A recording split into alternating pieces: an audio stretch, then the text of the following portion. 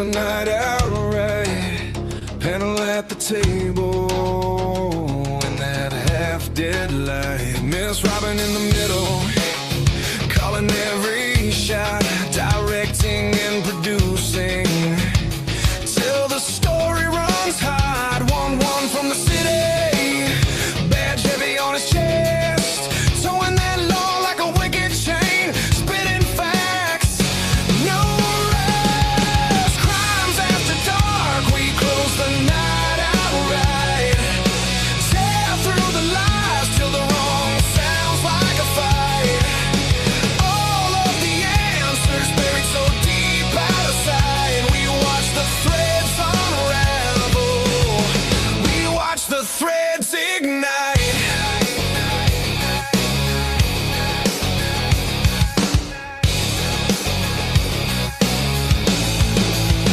JJ in the corner, state of the deep in his head. Which lies to toss and which ones to keep instead. Dago from the cafe says forget about it, leans back, spins his thoughts like a blade cutting holes in the track. Lee at the front, head advocate, steady stare, every word like a warning, every silence a dare.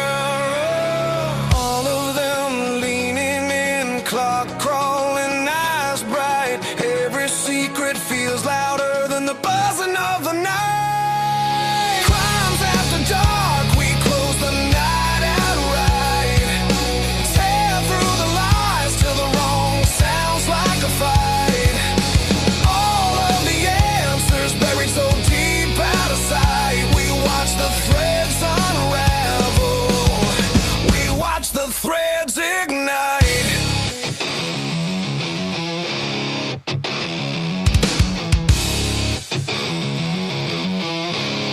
You can bury it in paper, you can lock it in a file, but the truth bleeds through, drip by drip, tile by tile.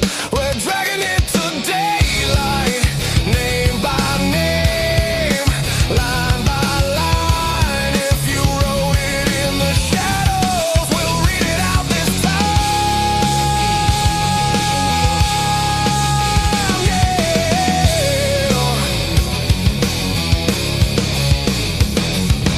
Crimes after dark, we close the night out right.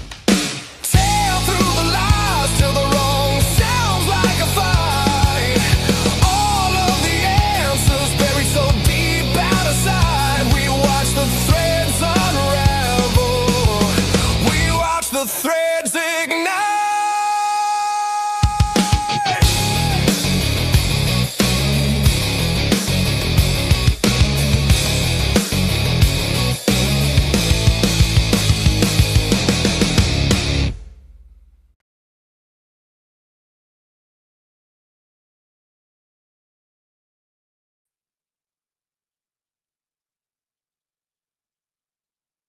Well, hello out there, everyone. Hope everyone's having a wonderful evening. Welcome to another edition of Crimes After Dark, Sunday edition. Um, for those who may not know, Lee takes Sunday nights off so that he can rest and recharge a little bit and get ready for the week ahead. So, but we have almost a full panel backstage. We have Dego in the house, and of course, he's from True Crime Cafe. And then we have Miss Logan from Bronx Tales. She is with us tonight. And then, of course, everyone's favorite vampire, 1-1. He is here. So, unfortunately, right now, probably until April sometime, I don't think we're going to have JJ on Sundays. Right now, he's playing a bunch of gigs. He's a musician, plays in a band. And so typically Sundays, he has a gig until sometime in the evening. So I don't think we're going to get him on Sundays very much right now. So, but otherwise, we are here, and starting this week, we're going to be covering the death of Princess Diana. and covering that case. So last week we finished up Kurt Cobain, and so this is going to be kind of the thing we do on Sundays to kind of differentiate from the week, is cover kind of I don't know if you want to call it a cold case or a retro case or what have you. So, but it's really great to be here with everyone. And without further ado, I'm going to go ahead and start pulling people up here. I'm going to bring up Dago here. Hello, Yeah. sir. Hello, hello. Good evening. Good to see everybody. Thank you for having me again. I hope Yeah, of everybody's course. doing good. How are you tonight? I'm doing well, thanks. Good to hear. You Good to guys have it hear. cold out there, but no snow. Like us here, we have a bunch of snow going on. Oh, I'm worried it's going to hit overnight. We had a little bit this morning. It is freezing again. It is. Let's see. It is. Yep, we're back in the 20s. It was 50 all week. It's 28 again. So Uh, I know they're teasing that stupid groundhog. I'm they not should a have. fan of his. So No, I'm not either. Somebody should have caught him and made dinner out of him or something. I don't know. Anyway, her hat yeah, or something. a hat would be good too. Yeah, that would work. Yeah, but well, it's Definitely. good to be back here again with you. And I know you're as excited as the rest of us for Princess Diana. Yes, So it's going to be great. So definitely, I'm going to go definitely. ahead and see if Miss Logan is ready. She had left. I don't know if she's having. Let me pull her up. Logan, are you there? I am here. Are you there? I think, or else I'm a figment of your imagination. StreamYard is being funky. For some reason, it kicked me out. So I had to reset everything. Yeah, I'm back. I'm back. Don't worry. It shut down my yeah. show earlier. When I started, it just ended it. Did it really? Oh man, I that promise you, it stinks. is always something. Every day it's something different. Yep. Yes, Well, look how much it hates me most of the time. It mutes me all the time. Yeah. And that's just literally with the freaking sound. yes. Yeah. Oh I my gosh, almost it's wish we crazy. would have continued talking about Kurt Cobain, considering all the stuff that's coming out about it now, but also Yeah. a good point to talk about on our individual channels as well. But I'm so excited to talk about Princess Diana. Like, so excited. Hmm. Yeah, it's gonna be good. There's a lot to get into. So let me get one up here, and we will uh, have him do his monologue. Hello, Evening, sir. evening. What, Hello, hello. easy. How It's is a everyone blizzard out doing? your way. Good. A blizzard, yeah. We're getting probably 2 feet of snow, maybe more. Oh my gosh, But I Yeah, it still have crazy. to go sucks. to work. I still have to go to work tomorrow, no matter what, even if it takes me Well, eight I hope they hours to keep get your there. roads plowed. Yeah. I don't know. It's That's why I will crazy. enjoy my whiskey. There you go. Keep warm, huh? Yes. One way or another. Yes. So yeah, it's great to see that. I mentioned it the other night. I find it, I don't know what the right word is, but it's just kind of very interesting. Just as we finished our Kurt Cobain coverage, I believe we Yeah, covered. I think we did 6 shows on it. I 6. believe. Yeah, So right as we yeah, finished the show, I just find it funny that a police captain that actually from Seattle that worked on the actual case Hmm. is now coming forward saying he believes it was a homicide. So And he's uh, yeah, like super respected and high ranking. yes, Right. And yeah, Yeah. which yeah, makes yeah. that even more important. right, Well, I'm gonna like try to get in contact with him. I'm gonna try. right, And if we can and go yeah, back and do like an update kind of thing, if he will come Yes. on, right, we will revisit it. Because if yeah, he had whatever so if we could potentially arrange that, there's no promises, of course, that he'll even right, right. talk to me.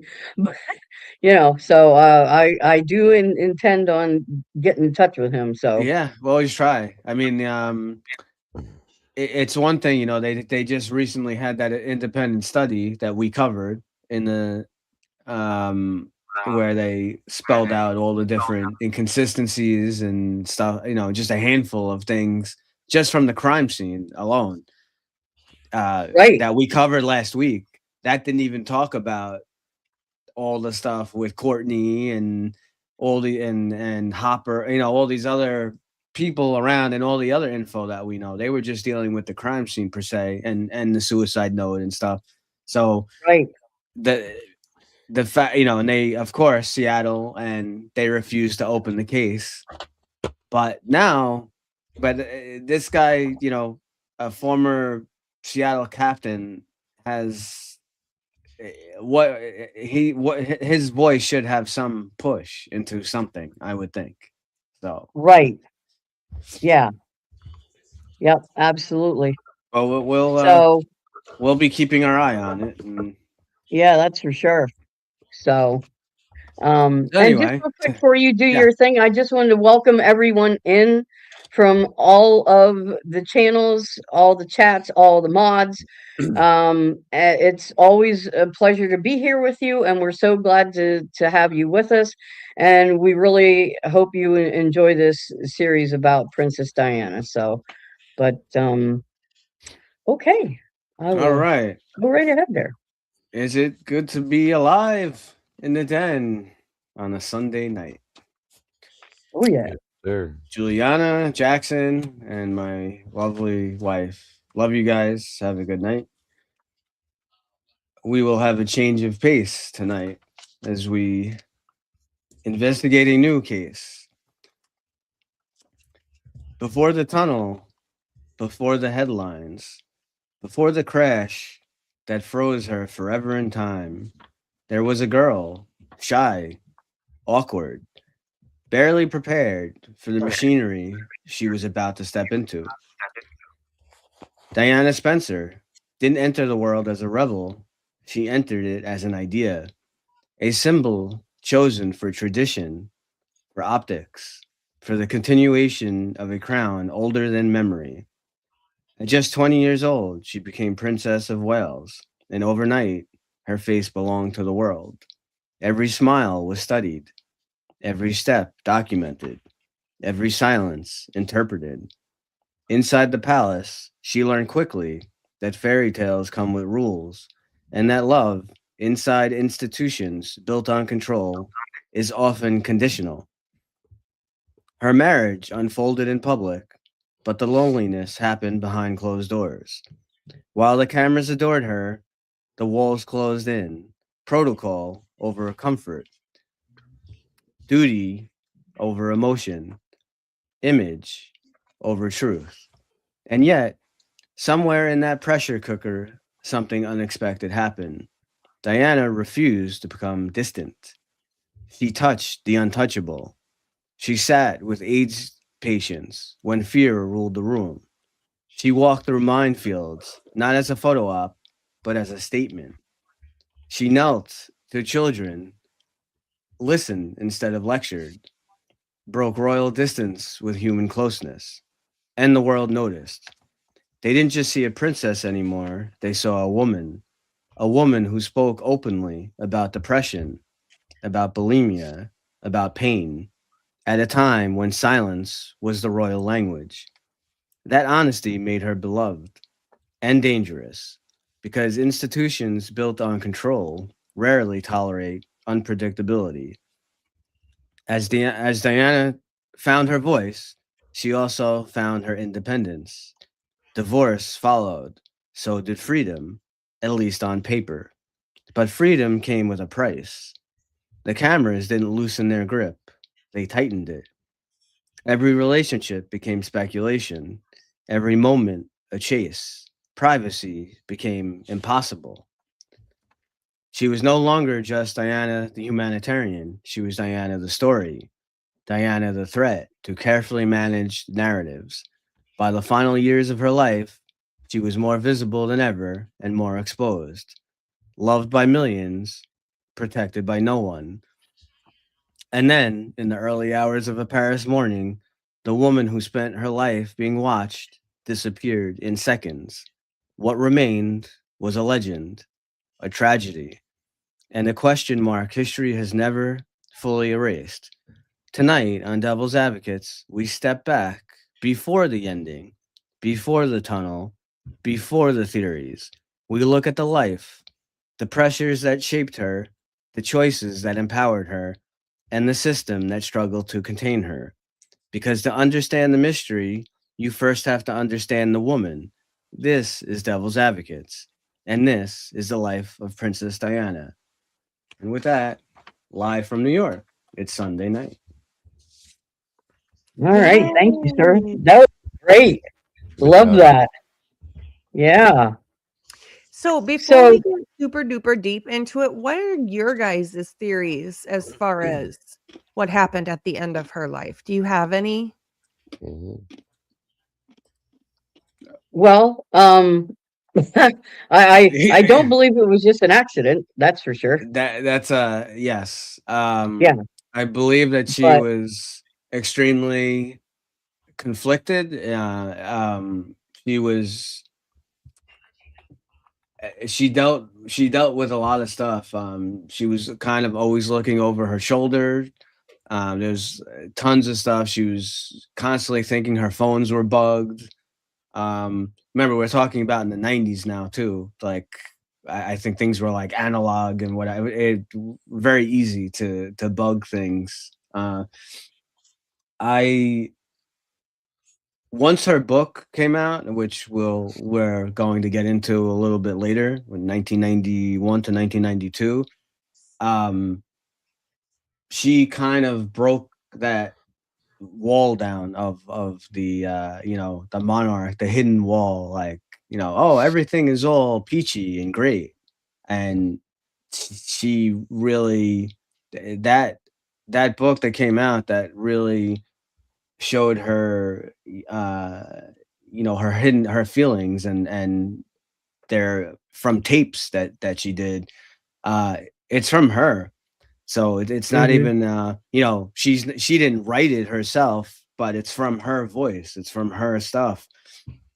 And you just can see she was basically like thrown into being, like I said, all of a sudden one day she's, you know, Princess of Wales, and she's thrown into this thing without really any, uh yeah. you know, it's- you know, Which, and we will teachings and get whatnot. into Yeah, we'll get into all of all of that. that. Yeah.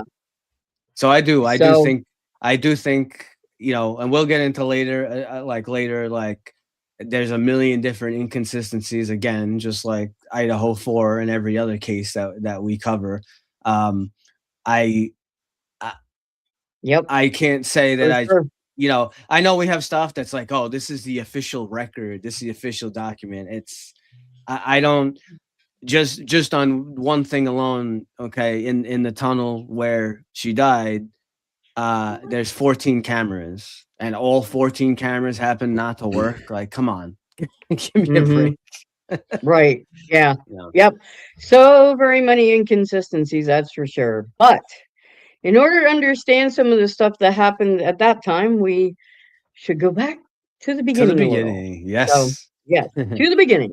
So, Diana Frances Spencer was born on July 1st of 1961 at Park House on the Sandringham, I can never say this word, Sandringham estate.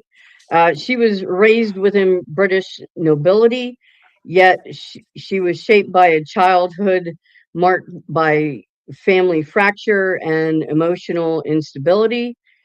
Before she became Princess of Wales, she was a kindergarten assistant in London, a shy young woman navigating ordinary life.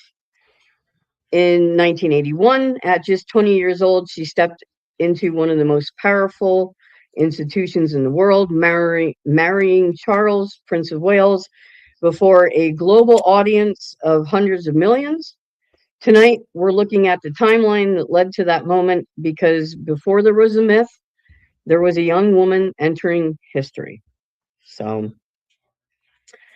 and so, like I said, she was born July 1st, 1961. And her parents divorced when she was like 7. And she primarily lived with her father. She was educated at Riddlesworth Hall and West Heath schools. And she attended finishing school in Switzerland before returning to England and worked as a kindergarten assistant in London prior to the royal engagement. And of course, she had some other jobs. She was a nanny. I guess at one time she was a cook somewhere. Yeah. She actually cooked, Yep. somewhere. So, and that's not something you think about. Right. Her Right. literally, like I didn't know that until recently that she had cooked at a restaurant at some point. So that was pretty interesting. But and she was like 16, and she kept failing her classes. And she even said herself that she was never interested in school, really. The main passion in her life was working, with kids, and that's really what she wanted to do. And when she was 16, she dropped out of school, and of course her family was not happy about that, so they sent her to finishing school, which she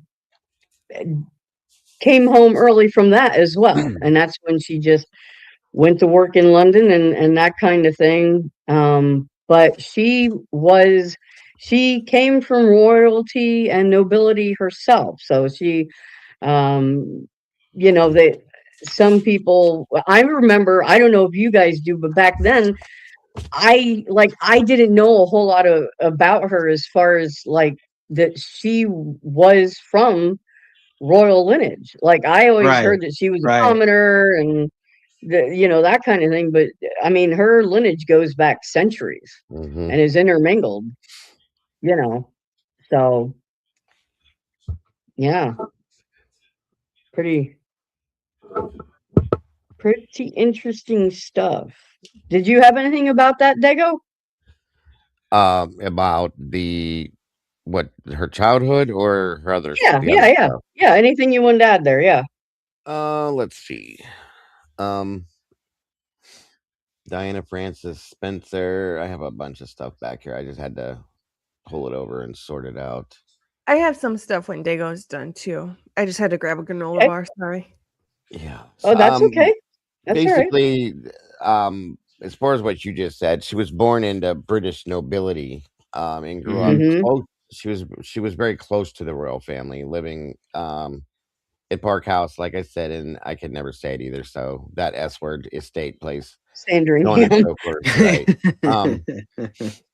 But yeah, there's a lot of stuff. She met Charles when she was 16. All those things that we had were put out there too. I'm just trying to think about what you haven't already said. But let me sort down through the bottom here. 1 minute here. You mentioned she was very shy, which is Yeah. interesting.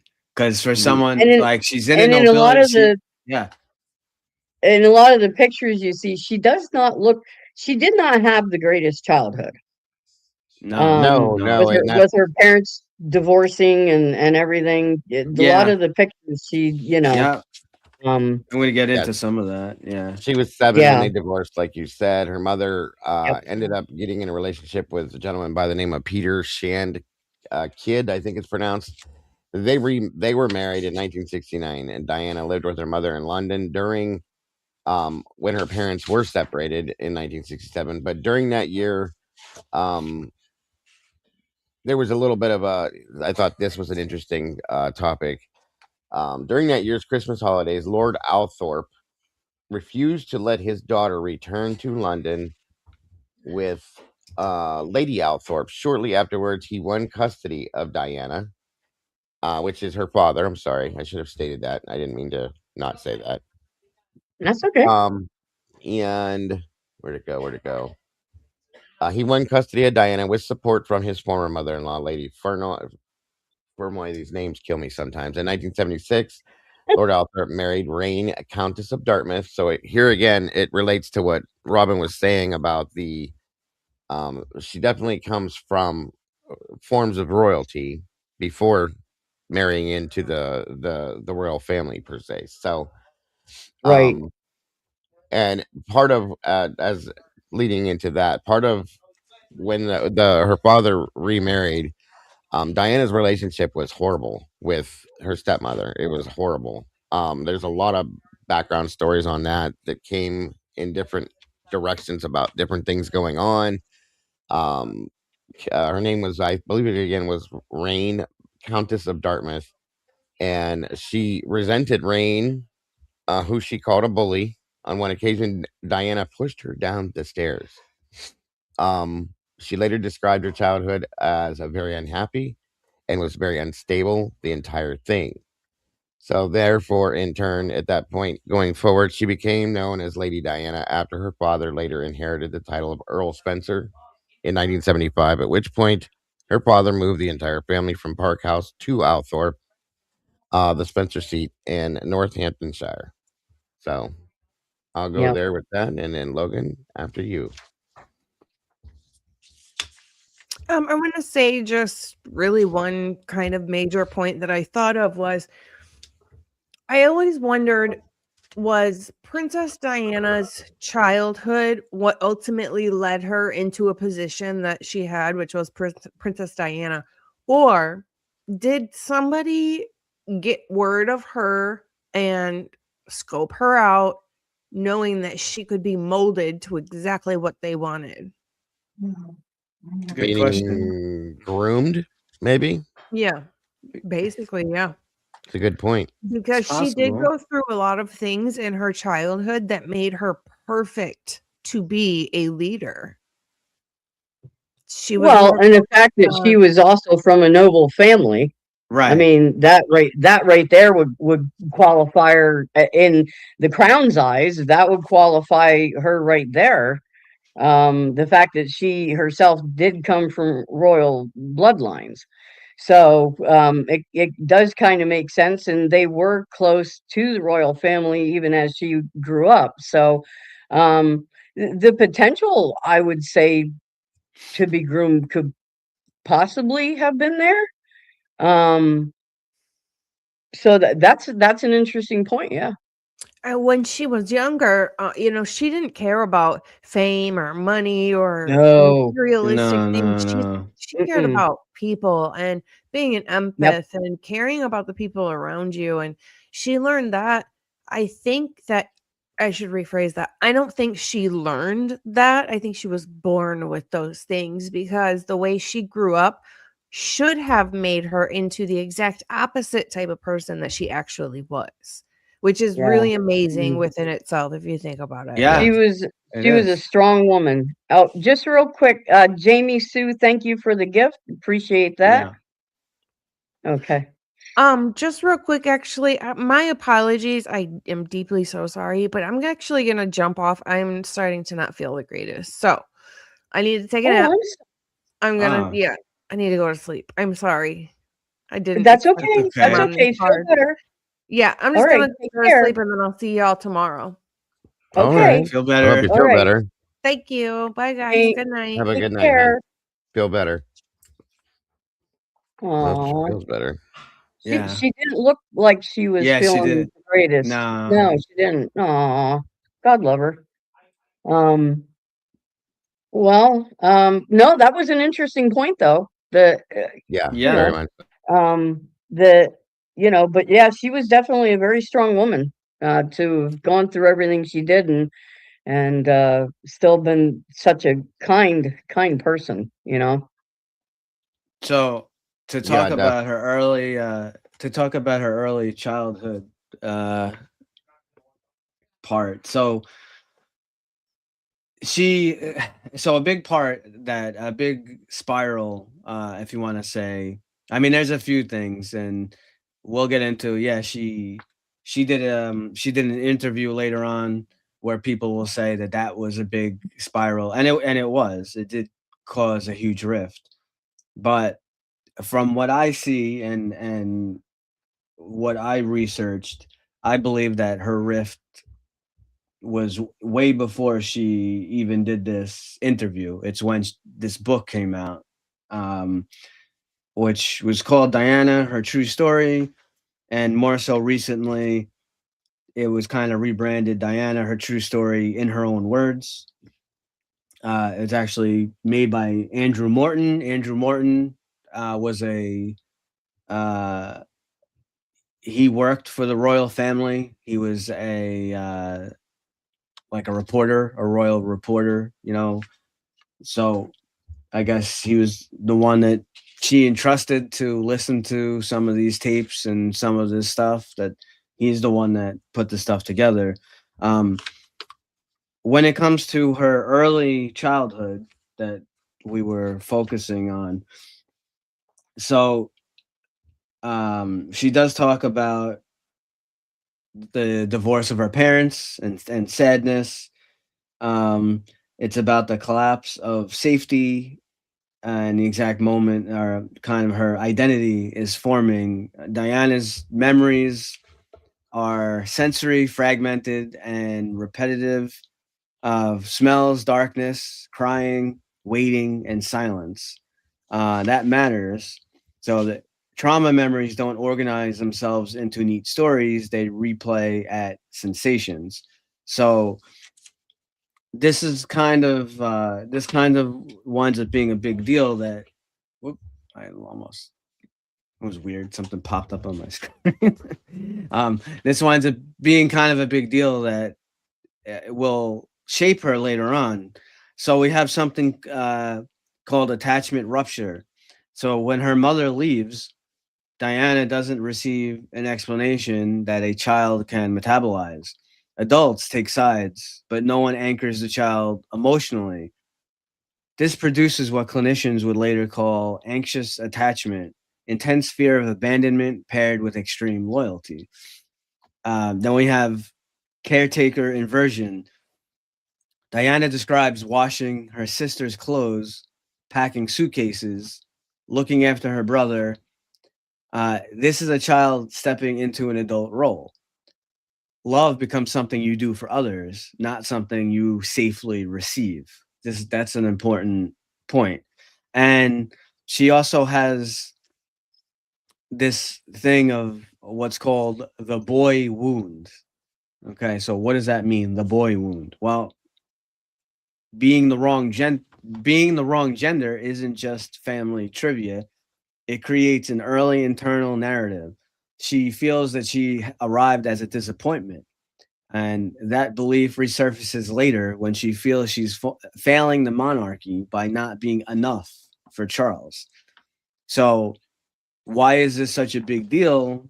These things later on, this childhood trains Diana to tolerate emotional neglect, overfunction to keep relationships intact, and equate love with service and sacrifice. That is the psychological foundation that makes her vulnerable to the royal system. So that is key. Right, because the whole thing with the monarchy, as many monarchies, is they all want boys. There's got to be an heir. Yep. And so then, of course, that became her job, essentially, to produce heirs. Um, but backing up to her childhood, something that Logan had said, she didn't care about any of that stuff in her early life. She wanted to be a ballerina, and that was like the first, you could call it the first love of her life, was dancing.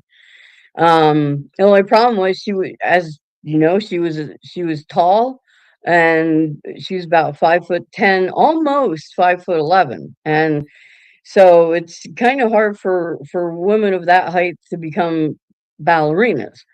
But she was good. she was very good. Um, and she was also an avid and talented swimmer. I remember watching a video. I can't remember the lady's name right now, that she was talking about how when she would dive, she would make these incredible dives. She would go in the water just perfectly vertical and no splash. So she was a very talented athletic young Oh lady. yeah. That Yep. that's the kind of stuff she really wanted to do, was that more creative stuff. And as someone who's that way myself, I can understand why school wasn't her thing, you know. So yeah. Um but so yeah, she did leave school when she was 16. She spent a brief time in Switzerland. And she um And Um, her I got father some was I, not stories about school happy. days. So Go ahead, I Dago. good. I'm sorry. Go I ahead. was just gonna throw something in the back end there that it was Yeah. with somewhere in around the mid 70s. She had started. I thought this was interesting. Actually, undertook voluntary work at a psychiatric hospital near Dart. I think it's Dartford, Kent. Oh She's wow. yeah. I She didn't was know that. working in specialized units within Darren's Park Hospital, which is a psychiatric Hmm. hospital. Again, going back to the point that she cares about people, she wanted to help people all the time. Yeah. Um, Yeah. and as you spoke on earlier, she spent 3 months working as a nanny for I think it's Philip and Jeremy or Philippa, sorry, and Jeremy Whitaker in Hampshire. And that was after I think it was what you were speaking of there, Robin, the Alpine Vidamente finishing school in Switzerland. Sorry about that. I can't Yeah. pronounce any of these names. That's okay.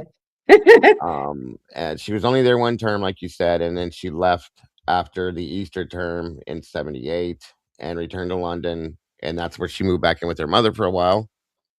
And then, like, going into where you were headed. So I just wanted to throw that whole thing in there because it does Yeah. point back to the fact that she was very caring for people. She did a Yep. lot of work that was voluntary to work at a psychiatric hospital. At her age, as a young woman, you'd think, "Wow, that's a lot," you know. But it points to the fact that she was really about people. So that's all. Yeah. And given her upbringing, that really just drives that home even more, how she Yeah. didn't become jaded. She didn't, you know, No, No. no, and she didn't No. and judge. She didn't just judge people either. So That's the yeah. thing. no, So I have no. some of her own feelings about her school days to Oh, add okay. on to what you guys are saying. So she Cool. seemed to feel she always felt different. So just to add on to some of the things you guys are saying. So as you said earlier, school becomes the first place Diana experiments with performance as survival. Right? As Robin stated, she was not academically confident, but she was socially intuitive, emotionally observant, and hyper aware of mood and hierarchy. She learned how to read rooms before she learned how to pass exams, which is very very interesting. Um, an interesting trait if you're able, some people are not able to do that. So she learned early on how to do that. So specifically what she learned, during her school days. They call it charm as armor. Diana's mischief, humor, and warmth aren't accidental traits, they are tools, and they help her belong without having to be intellectually dominant. Then there's physical expression versus verbal silence. She dances alone at night, swims, taps, moves, but she avoids speaking roles. This suggests a body that knows how to release tension when words feel unsafe. And, um, you know, probably along with, her parents divorcing and all that kind of stuff that she had dealt with, she winds up having an early fascination with suffering. She visiting old people and mental hospitals isn't voyeurism, it's recognition. She understands emotional pain instinctively because she lives inside it. And so why is all of this such a big deal? This is where Diana becomes good at being seen without being known. Later, the monarchy will reward this exact skill and punish her when she wants to be emotionally real. Yeah, and that is the whole thing with people in that life, especially women. Uh, it's the whole be seen and not heard kind of thing, smile and Yeah. nod, and yeah, Right. that Right. kind of dynamic, and um, it's no wonder, just given her as she matured, that she chafed under that kind of restraint. I mean, I can't imagine, being told how to wear my hair and whatever. So, yeah, um, Yeah, she went through a lot of that. yeah, But Unfortunately, as yeah, even but we'll just get to it from down the road, but right, but even like just for her being born, into like kind of the nobility family, and just even from an early age, she just had this undying, want to help people to just from such an early, you don't see that too often. I think some of it no, may have come from her childhood, the things that she Yeah, enjoyed definitely, definitely, definitely. as a child and stuff, which yep, was, Mhm. and seeing that you can live comfortably and knowing that other people aren't because of who you are, okay, is going to make you, not everybody, some people take full advantage of the fact that they have money or they come from an important name or something, and they just live it, they don't care. And somebody Yeah, like her is even up to the point where she passed away, was always yeah, wanting to give to other people, to show other people better things, to donate time and different types of amounts of money and different things to different resource or not resources, but Jesus, I can't think tonight. I'm sorry, but different things in that aspect. She was always putting herself out there to help in different ways. Like yeah, the story I was told about something a long time ago is that her mother had bought her a flat, they call it, like a house, for like we would hmm call buying a house, for her right. 18th birthday. It was a gift. Like buying a house at 18 years old and owning one at 18 years old is amazing. And she lived there. I think I two or three people lived with her for a while before, until obviously she couldn't anymore because of Charles and stuff like that. But my understanding is she just handed that over to somebody else and said, "Here, I don't need this anymore. It's a gift wow. to you," which people don't Yeah, do that. You know what I mean? bro, So, That's bro. You don't find that very often. That's for sure. and No, especially no. not Um, somebody that comes from money or nobility or anything. They just don't do that kind of stuff. It's like you right. gotta work. It's so I thought that was a really interesting fact. So Yeah, and because where they lived, I mean, this place, I mean, it was a mansion mhm, where the family home, yes, very much and so. it's so for her to have that kind of I mean, kindness, yes, but just See, yeah. awareness of other people's situations.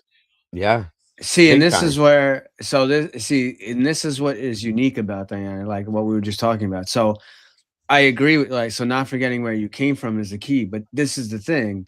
Diana came from nobility. So Right. how she had this she just I'm not saying that no one else has ever done anything nice that have money and whatever. Of course they have, but she didn't really care about like money and all this like fancy No. crazy stuff. She actually authentically legitimately wanted to help people. That's what Yeah, she wanted to do. she was very And down to we earth. don't and so it's not even about not forgetting she came from nobility. That's what's so odd, what makes her so uniquely special Yeah. I mean, the is house they lived in was built Let's see, it says 1863 by the Prince of Wales. So Hmm. it was like an overflow home for the royal family. So you can imagine, I can't even imagine living in a place like that, you know? And No. then for her to just have that kind of presence of mind that other people didn't have it as nice, Yes. um, that just a real testament to her. Her heart, her soul, and the person she truly Yeah. was. That's why it was such a Yeah, horrifying, a horrible, horrible loss when she left, because there were so many people that looked for her for her sense of love and kindness and everything, and the Yeah. fact that she existed, that people wanted to meet her just to get that sense from her. You know, it was Right. amazing. It was an amazing And she thing. yeah, really was, and she really lived. She really had a tormented soul, like Mm. most. Yeah, You yeah, know, and you'd think that would show. she was yeah, so nice. Right? You think it would show. She was so nice and really offered everything she could in her heart to helping people in need. And we have all kinds of pictures and different things that we'll show you. Um, and you know, but behind closed doors, she really had a tormented soul. And it's sad to see, you know, really, you knowing her story. Yeah, Because she did not live with happiness, and she didn't. no. So I don't know no, if you wanted to get no, she into. didn't. I have a little thing on how she felt about the courtship Go, and and her go engagement. ahead, go ahead. Okay, so Well, one real quick. Well, no, go ahead. I was gonna say that, but yeah, no, you're good. Go okay, ahead, no, this Dago. Whoever. yeah, I'll be right yeah. back, guys. Hang on.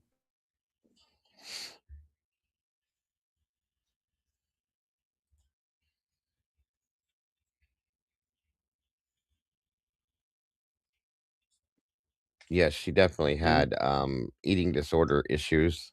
Um, Oh yeah, yeah. to answer that question, Teresa, Oh, someone asked. Yeah, she suffered from bulimia. Yes. actually, from my Yeah. understanding, what I read, that was the harshest one, but she also had issues with anorexia as well. Yeah. She had very bad, like, visual, um, like, self visualization issues, the way she saw Mhm. herself, and it was a lot of it, I believe, was based on the pressures that, like Robin said earlier, that the pressures that were brought about from the royal life that she had to live when she married into the crown. Yeah. So, And she was you kinda know, thrown into it. She wasn't yeah, like, yeah, yeah, she came from a nobility family, but being, like, right in there in the royal family, she didn't really get.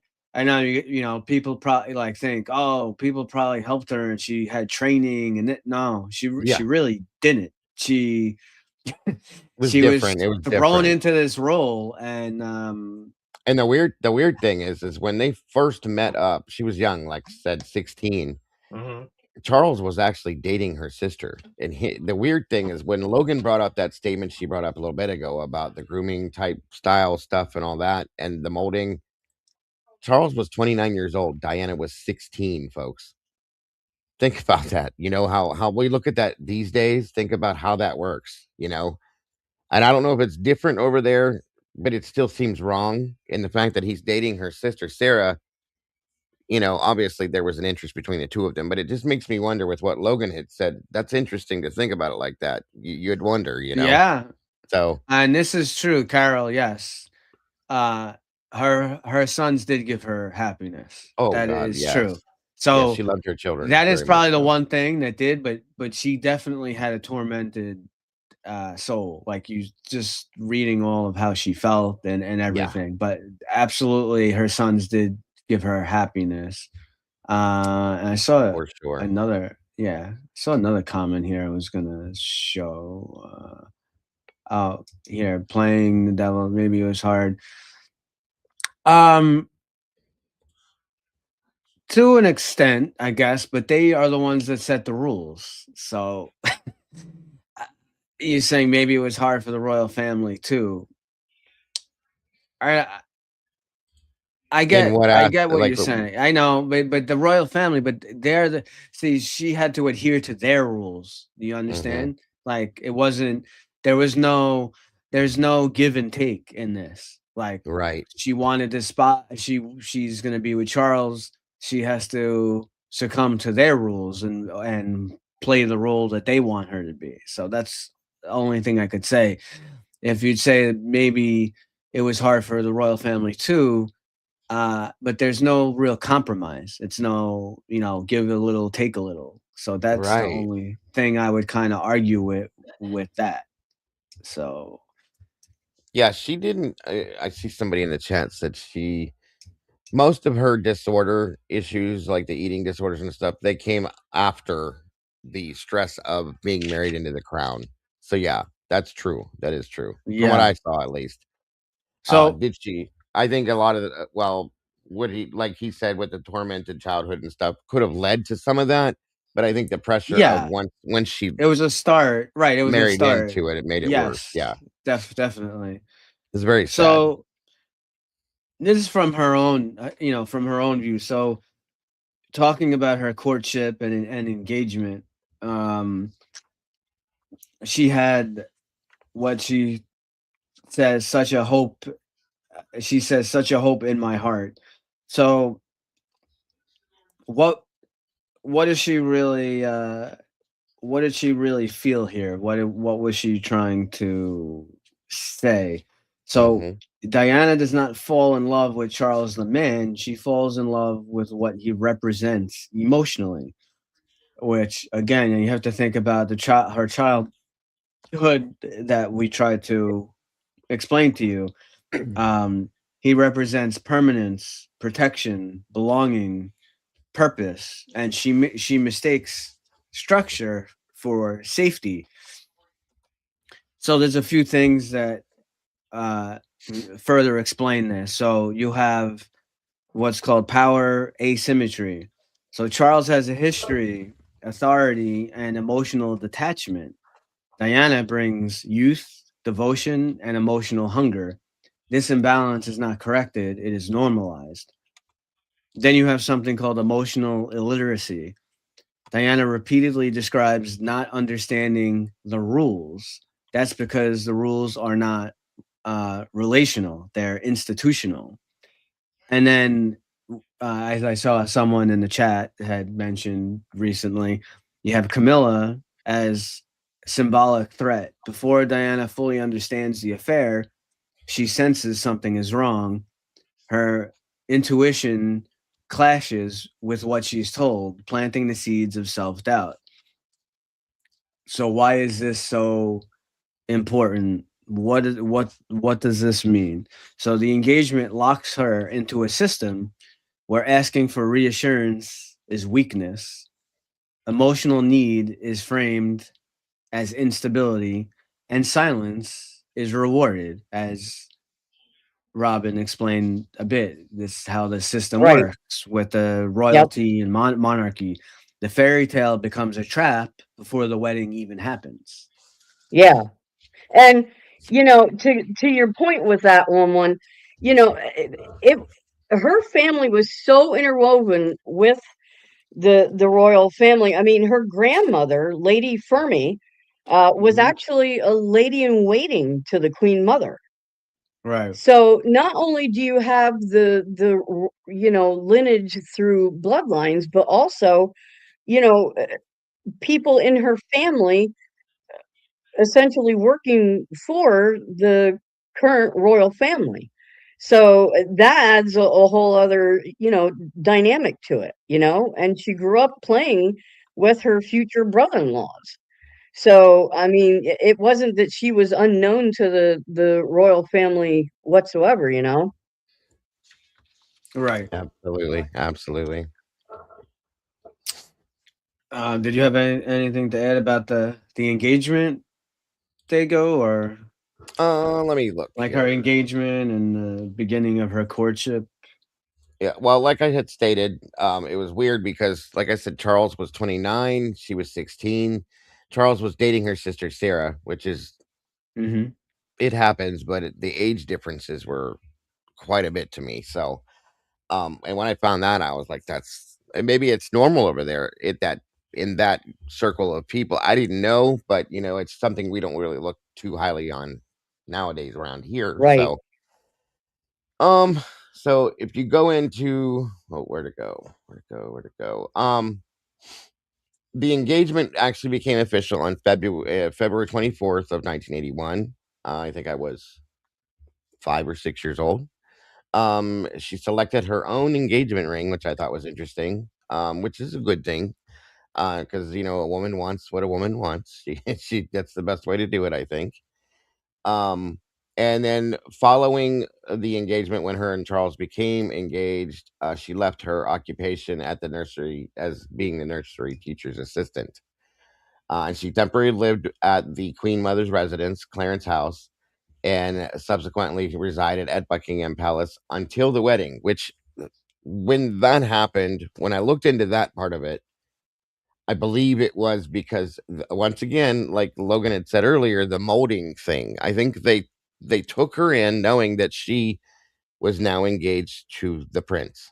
Okay. In that Right. sense, they had to create the princess then. Okay. They had to Right. take what Diana was and turn her into what was expected to be from the royal family, which entailed a lot of misery from what I read. Of course, like what Robin was saying earlier, first on, diet changes and dress change, the way you had dress Hmm. and proper etiquette training and all these other things that she had to go through just to be able to be engaged to this man, then let alone to marry him, which I thought was insane. Some of the stuff that I read about it, just wow. You know what I mean? It's almost like Charles got engaged to Diana, not the person that you want her to be, but that's how it works. Right.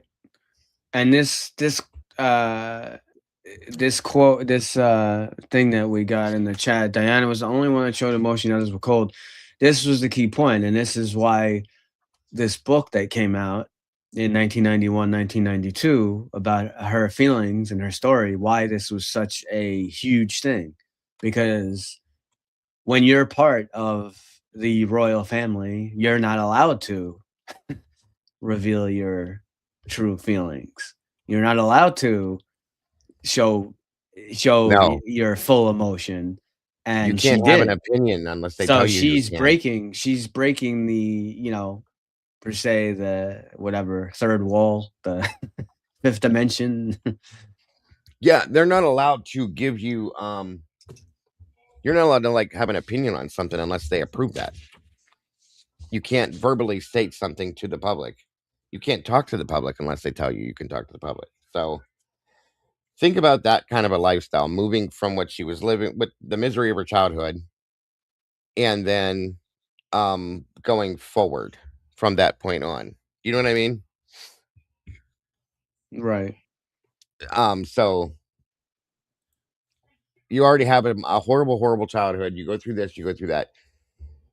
You're engaged to somebody whose family, their in turn brings you into their home and decides that we're going to turn you into a different person, so on, so whether you like it or not, or you won't be part of this family, so on and so forth. In layman's terms, Yeah.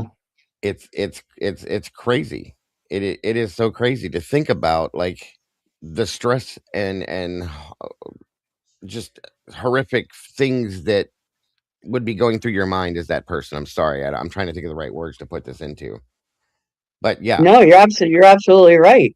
that's absolutely the way it works. So, um, and I read there was a little excerpt in this thing I was reading through that there was a daily schedule she had to go through when this first started with this stuff. She had to wake up at a specific time. She had to do her personal grooming a certain type of way in a certain period of time. Then she had to be downstairs for tea at a certain time and etiquette classes that she had to go through, which Jesus Christ, are you kidding me? Like, yep, and you guys know what I mean by etiquette, like the way that you hold your Yeah. fork and the way that you hold your Yep. Everything. teacup Yeah, yeah, and yeah. what you do and all that kind of stuff. And I'm thinking to myself, like, so Charles was interested in this woman. She was very beautiful woman, very smart, very independent, and all that. And they took every bit of what she had away from her. and put her back into a complete different position. That's crazy to me. So that's not who you were going to Right. marry. You were going to marry what they were going to make her. And he knew that because he knows what he grew up Mhm. with. You know what I mean? So Right. I know, and I'm rambling a little bit about that stuff, No, but you're that stuff not. No, you're not. really No, bothers you're me. not. I have her. It really so bothers me her that that stuff feelings. goes on. Yeah. Yeah. So Yeah, absolutely. So- Absolutely. so she from her from her own words and her accounts of her marriage, she actually described it not believe it or not, she described it not as a bad marriage, but systemic invalidation. So she tried to speak, nothing changes. She escalates, she's labeled as unstable, and then she collapses. She's managed, not helped. So a few things that show true with this: you have institutional gaslighting. The men in gray suits don't Yeah. deny events, they deny meaning. Diana's distress is reframed as personality flaw rather than response to conditions. Then you have image over human cost. The monarchy does not ask, is she okay? It asks, is the image intact? And isolation as control. She is surrounded by people, yet has no confidential peer. That is not accidental. It prevents coalition building. So why is this why does this matter? What's important about this? This is where Diana learns a devastating lesson. The system will survive her suffering. Once she understands that, her loyalty begins to fracture.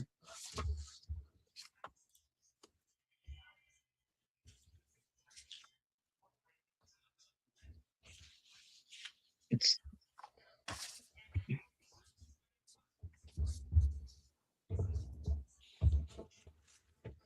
I didn't know that when she went to boarding school, that was the first time she was ever on a plane.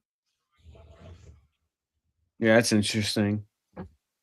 You know what? I was just looking. I saw somebody in chat said something about which we saw the other day. It just happened.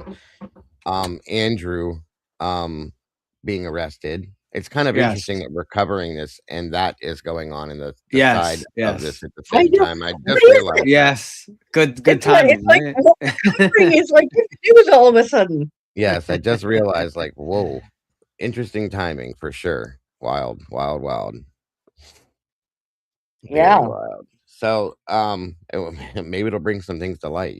Makes me wonder, and I Yep. wonder too if within the royal family, the age thing really did bug me about that. How far apart they were when they got engaged and all that stuff. If the families looked at that as like, are you sure? Should you be doing this? Their families, you know what I mean? Or if it was just a regular, like a normal thing that went on because of who the families would be. It's very interesting. I have to look back into that a little bit more. And she tried to talk to people, but they just fell on Definitely. deaf ears. Fell on deaf ears. So Sure, absolutely. So Um, did you want me to get into the let's see. her self-harm and or did you have more anything else to add? Like with Just about the looking. marriage? Just to add to the engagement stuff, what we had brought up. Yeah. There was a couple other things. I got a little distracted, so I'm sorry about that.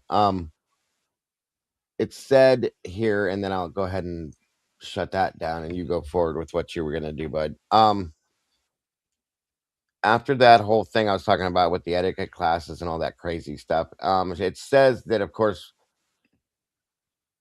she was trying to find my place where I was. Oh yeah, she was the first English woman to marry the first in line to the throne since Anne Hyde married James, Duke of York and Albany. That was 300 years beforehand, so that was a big time difference. Yeah. You know what I mean? So, Yeah. Wow. at that point, after that, and after all the preparations and the molding per se, her first public appearance with Charles was at a charity ball held at Goldstein's Hall in March of '81, where she was introduced to Princess Grace of Monaco, who we all heard of her too. And at that point, then did you? I guess we can hold off on that because then the next thing to come would be the wedding. So then you can go forth with what you were going to say, sir. Well, this is just she. I don't know if Robin had anything else to add. The next No, thing go ahead. she just gets into kind of talking about the bulimia, her self harm, and pregnancy. So she's, darling, I'm about to disappear. So what's really happening here? This is not about attention seeking. It's about making invisible pain visible. So she Right. just wanted she just wanted to if she was able to have someone listen to her, if she was able to kind of get some help, it probably she would have been fine. But Diana's eating disorder and suicide attempts arise when emotional expression is dismissed. Physical breakdown becomes the only language left. So you have to be able to, uh, you have to be able to have a way to get your stress out, to get your, Of and course. her Of course. being in this, Right. role, it's like, 24-hour a day role. Like she always has to play the part, and Mhm. you always have. There's always the paparazzi and the photographers and this person and that person and going to special events. Uh, you have to have time for yourself too, and it's why it's um I would say you do find with people of that kind of fame, or people who are always in that. I know some people are like, oh, but these people, they can buy whatever they want, they have they have the money to do this and that and go wherever they want. Mhm. uh that is true. They don't No, have, they maybe don't have the same issues, that I have or you have, about, paying a car payment or a mortgage payment or this or that. That is true. However, that there are other things in life besides just objects and money. So some right. people in these kind of positions, like her, and there's probably a ton of other examples that you could give, musicians, actors, actresses, that, or they don't have a way of release. They're always in the public eye, and they can't seem to, a lot of them, many of them turn to what? They turn to drugs and alcohol, and it's not a good path to be down. No. And with her being so young when they got married, and Mhm. keep in mind too, she'd only met him 13 times.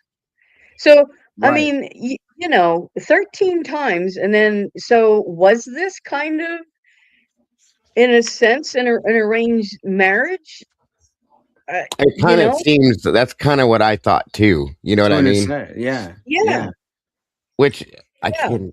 I've always, anytime I've ever seen any kind of a like a movie or a TV show or a story about, it's always been like I can't imagine going into a relationship with a human being, not knowing that person, and having to just move in with that person, get in bed with that person, and live with that person day after day after day without knowing them or having any kind of a real emotional attachment. You know what I mean? right, So yeah, right, absolutely.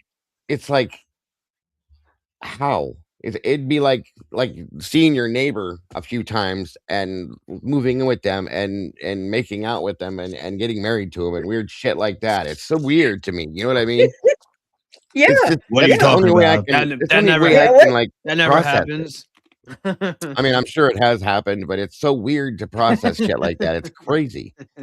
Yeah. I'm sure there was more than that to it, but like as far as Well, like a true emotional like attachment between the two of them, I knew they knew each other for right. a long time, Well, but. she loved him, I believe, at first, or was very Yeah, infatuated with him at first. infatuated, But right. then you have Camilla looking over her shoulder all the time and like trying Yeah. to Yeah, tell Diana, well, here's how you handle Charles, and here you should do this and you should do that. Like, I'm sorry, I would have a problem with that if somebody like that, who I knew was like a super close friend of Charles's, were to be trying to tell me how to think and act and feel, and to deal with Charles, and so forth and so on. So but right. yeah, I do believe at first that she did love him. Or I at least oh, was extremely fond and Yeah. infatuated. But I think him, I don't no. think he ever did. I agree with you. I think that hey, Molly, I believe that when she would watch the interaction between her sister Sarah and him, she probably was very like you said, infatuated. Like, oh, he's so interesting, And and the it's things that he would talk and it's about also a being safety, and it's also she knew what it was like growing up with her parents divorced. yeah. She seeked that safety. She really wanted Yeah. that Because feeling he of being probably safe. presented that in his personality and all that and what she saw, so yeah, Right. that makes Mm-hmm. sense. Right. Yeah, Right. absolutely. I agree with you, Robin, that she was probably very highly in love with him, and then as she became more involved in the royal family's lifestyle and everything and saw him and all these other things, it probably became to be more of a, "I have to do this," than a they were Right. roommates per se, you know what I mean? Right. Yeah. Right. And Yeah. she knew she was expected to produce heirs. So Mhm. there was that added pressure there, as well. Yeah. Not that she didn't want children, because obviously, I mean, she absolutely adored children. So Yeah, that wasn't, but when you're pressured into that kind of thing, it's a little bit of a different story, but she loved her boys. Yeah. Yeah. definitely, Yeah. definitely, and I'm And you sure can you yeah, go ahead. I was just gonna say, I just didn't wanna get too far ahead, that Right. when Camilla popped Uh, up into the picture, that it caused a whole lot of, like, repressed bad feelings and memories to come back to the surface too, Sure. but I don't Yeah. wanna go too Yeah. far ahead, like I said, so yeah. Yeah. So so to finish off about the bulimia and the self-harm and the Yeah, pregnancy, um, so the main points of that, we have control versus chaos. So bulimia offers temporary control in a life where her body, schedule, and image are owned by others. yeah, So right, um, then there's the stairs incident when she throws herself down the stairs while pregnant. It occurs after emotional dismissal. This is not impulsive drama. It is despair colliding with entrapment. And then you have motherhood as tether. William and Harry are not accessories, they are lifelines, and they anchor her to survival. So, like Yeah. earlier in the And chat, when someone said that she loved her kids, that is probably what kept her somewhat, the little sanity that she was able to have in her mind, that or focus, that's probably what was able to do well, it. yeah, because when her mom left, she begged her mom not to go, and she kept like waiting for her mom to come back. So there was that whole abandonment issue, and there was no way she was going to do that to her boys. There was no way, like was not going to do Right. that to them. of Um, course, absolutely, yeah. So absolutely, because it would So once again, you don't wanna relive we always want better for our children than what we've lived, so, therefore, again, just going forward in that aspect, that's all, yeah. yeah. Yep. the stuff that I was explaining, um, it, exposing the cost of silencing emotional truth, it's the pain doesn't disappear; it mutates into the body. The monarchy treats symptoms, and Diana is drowning in causes. That's Yeah, Yep. absolutely. so. Absolutely. Yep. I always thought it was a shame too, because with her being so athletic, she went with her one girlfriend skiing and tore the tendons in her, I believe it was her right ankle, and she spent like 3 or 4 months in a cast, and so she couldn't swim, she couldn't, play tennis because she was an avid tennis player. So those types of pursuits, she was gifted, but in different ways, not necessarily in the classroom necessarily. Not that she was any kind of a dummy or anything. She was a highly intelligent woman. She just had different areas, being a musician. She was a very good piano player. So I really wish that the royal family had appreciated her more for those types of gifts. Unfortunately, they did not. You know, Yeah. so The next thing I have is on is basically some stuff how she felt about Camilla and the deception. So I don't know if you guys okay. wanted to start to get into Camilla or if they go ahead anything. No, go ahead. Go ahead. So her feeling about Camilla and the deception says she wasn't paranoid. And what was really happening here is the betrayal is not only romantic, it's collective. So Diana discovers that the staff knew, the uh, courtiers or whatever knew, friends of Charles knew, and they all lie. They all lie to preserve stability. Hmm. Um, this creates a reality erosion. Being told repeatedly that what you see isn't real destabilizes identity, and so therefore the system is absolved. So evidence as self-defense. Her need to produce letters from Camilla is not obsession. It's an attempt to prove sanity. Why does this matter so much? Because this is where Diana stops trusting authority and starts trusting the public instead. Which is probably a good thing, because I think Yeah. the public, Yep. in my opinion, uh, cared more for her, from what I saw, what I remember seeing. And I mean, there were times that I remember seeing her being what I would call being humiliated in the public eye by Elizabeth, Charles, other people that was around her, and you can just watch. Even as a child, I could tell, like, people uncomfortable. Do you know what I'm saying? Like, body Yeah. language when she was in, like, public Yeah, viewings or definitely. in the public eye, people are doing things, and she was just, you could feel the vibe, the uncomfortableness. It was so weird as I remember and think back then, and it's like, wow, why would you do that? She's part of your family, but she wasn't. That's the thing. I don't think she ever fit in to that family No. the way she should have been received, which is Well, where the whole Camilla thing comes into play. No, Go ahead. yeah. right.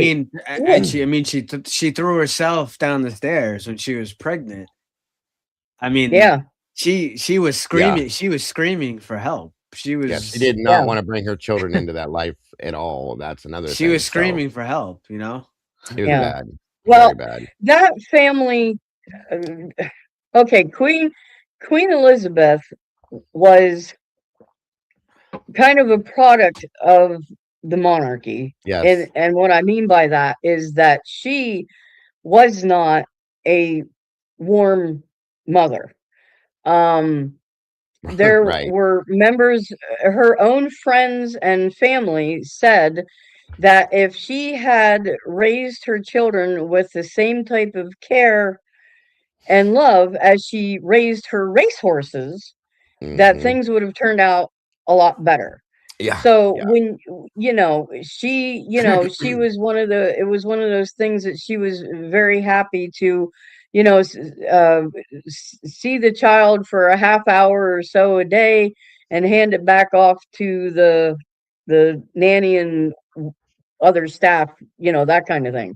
yes. So, um, when you have that kind of an environment and you're marrying into that, that typically doesn't really bode very well, especially if your husband does not love you. Right. So, and it's not like Charles was there to support her, really.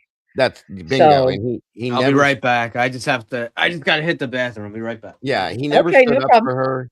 He never took up for her. He never took her side against any of the, she kind of bucked the system, which is why she had such a hard Right, time with them. Okay.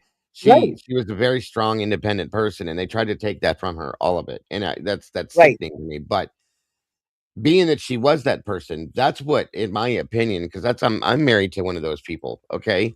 A very strong, independent woman that doesn't need me. She never needed me. She's with me because she wants to be, not because she needs to be. Right, So right. in turn, you see that as I became an adult and learned the ways of life and all that kind of stuff.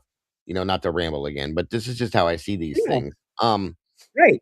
when look back on what we saw from them then, knowing what we know now, okay, it's really sad to me because as a husband, he should have, which tells us, like, I agree with you, Robin, that he never did love her. He didn't love her. It was a convenience No. thing, and it was a marriage of, I don't even know how to put it. It wasn't because of money, because they had more, obviously. But the point is that he did it, I think, as initially because she was beautiful, as kind of a Oh, showpiece yeah. type thing, you know what Right. I mean? Yeah, And because she was young. Thank you so much, Aquarian, for that. It is a very cold family, I agree with that, and God bless for yeah, your super chat. Thank you very much. But, I guess the point I'm trying to get at with this is that he didn't, I don't know, I guess let me put it this way. If my family were to treat my wife any type of whoa, what's up, Coda? Um, Scared the hell out of me. Um, if my family were to treat my wife like she was less than the rest of us, or not good enough for us, or I saw that they were putting her in a position that would make her feel that way, bye. They would leave, and that would be life. And that yeah. was that was so weird. One. It looked like he just walked I out of know. the background of that castle. That was insane. I loved it. Did. I did. Very cool. But You yeah, walked out, and I'm watching you, and then you're walking back in, and it's right. like he really is a vampire. He re Exactly. That was awesome. But yeah, that exactly is what I'm saying. Like, as a husband, or even remotely close to anything, like, being treated that way, he should have stood up and said, "That's enough. Stop. That's my wife. You don't treat her that way, so on and so forth." Which, again, like I said, tells me there was no love there. And No, that's very sad to me. That's the it point I was trying to make. And is. I think that played a part in a lot of the misery. And she still withheld and went through all of that, and I believe that was for her children at that point, because it was at that point she had the boys. It was too late, Right. and she knew that she had to protect them, in my opinion. That's all. That's Yeah, that's how I felt I about that. I So, agree. And I thought it was really interesting too. I often wonder if her sister, because she dated Charles previously, yes, beforehand, Diana's yeah, sister. Sarah. Right. Yeah, Sarah. I kind of wonder if she was like very relieved that she wasn't the one who married Maybe. into that family, you Yeah, know? that's a But at good the point. time, Diana thought that was amazing. Like, move over, sis. I'm marrying the prince, you Right. know? Yeah, and you But think about yeah, the mentality, Robin, like the age difference between a 16-year-old little girl enamored of a 29-year-old man. Of course, she Right. doesn't see and understand all the other stuff that's attached to that at that No, point. So no, no. So yeah, It's a there's huge. That's a huge age gap. big time, right. you know. Yeah. Yeah. So it's just amazing to me. 30, she was only 36 Hmm. when she passed. Very sad. I Very, mean, very, that's very just cute, way too young. just Yeah, so and young. And can you so imagine young, what and she would have had to offer? just think about, yeah, like think about like all the stuff that she would have been involved with, you know. And here's Yeah. my wonder on this too. If I didn't get to read up to this yet, but if Diana would have lived and they would have moved forward in their relationship, stayed together, so on and so forth, whatever, would she have become queen before Charles became king? Is that how that works over there? See, this is one thing I don't understand. Is that how they do No, that, or does it have to be or is it the it's heir the No, male. to? it would It Is it it the male? it it would have will be gone the to the male male. first. Yeah, Right. Yeah, Got but it. then when Okay. he would pass, then if she was still alive, it would go to her. That's like right. Camilla is going to be queen. I mean, she is Okay. queen, but she will take the throne. The You throne will know, go to him first. Yeah, I got you. See, I yeah. was always confused about that. I'm sorry. No, I know that no, Yeah, sounds Camilla's weird. queen until like she passes, and then it'll go to Prince William. Okay. hmm But the queen in this aspect, before, like, Elizabeth was the important one. Her Right. husband wasn't. He wasn't like No. he was So I'm he was a king by no, marriage, no. but he wasn't Maybe in. is there someone from the UK in the chat who can help us out? Yeah, see, that's what I was always Is misunderstood there the. one of our UK people who can help us yeah. out with that? Like We need like a break. because Yeah, the I queen was was looking at the chart. wait, Yeah, Okay, so they're saying Philip was a consort. Okay, that's kind of what I was curious about, how that worked out. yeah. So So sorry, guys. yeah, I'm trying to right. No, no, Have no. a good night, Carmen. Because yeah. So the queen, she was married to a right, prince, and then she's queen. Elizabeth She's the was queen daughter of because the she was the king. daughter of the king. Okay, that's what I was Right. confused with. Oh, oh, oh, See, oh, it is a oh. little Okay. confusing. Yeah. Yeah. Yeah. Okay. All right. Yeah, That okay. makes And sense. Okay. then Yeah. Michelle said when Charles passes, William will be king because Harry stepped out of the circles, so it would go directly to William, right? Right. Yeah. Yeah, Yeah. okay. Sorry, you guys. I William will didn't mean be to king. confuse anybody. Yeah. I get I lost was in that thought confused all the because time. it got screwed up in my head. So don't feel bad. Yeah, I was that's like, I can never. so That's like Camilla's a I yeah, always have to remind myself there's a difference between royalty and nobility. yeah. They are two different classes. They're not the same. So Gotcha. like your Okay. earls and your ladies and your dukes, those are Right. nobility. They're not royalty. So they're like a little bit Right. down from royalty. I always have to remind myself not to like lump that all in together. So Mhm. Yeah. Got you. So, okay, I had William and Harry reversed then. I'm sorry. I thought Harry was older, but there we go. no, So when Charles no, passes, then William will take the throne right. Yeah. And William's kids will take after, the so on throne and then. so forth, Yeah, because yeah. gotcha. Okay, and then what was her name again? What is William's wife? Catherine. Catherine, Princess Catherine. That's right. Okay. Sorry, guys. Yep. I'm so sorry. That's Um, okay. Don't feel bad. I'm like, the lineage is what always kind of like threw me, and I read some of these things and it Yeah. just didn't process right. So I got it now. I got it. Got it. yeah, yep, yeah. And Harry's married to Kate. Or no, what's her name? The actress. Wasn't she an actress Harry married? Kate Middleton. Yeah. Okay. Yeah, Sorry. yeah, There we go. I was yep, never a Kate big fan of Middleton. hers. Yeah, that whole thing. And I mean, what are the? I mean, I'm sure we're stepping a little sideways here, but it's all right. No, No, that's okay. Meghan Markle. Meghan Markle. That's who Harry married. Right. Yeah. That's it. Yeah. I had it backwards, the other one. Mhm. Anyway, so moving forward, I didn't mean again to throw us off key, but That's okay.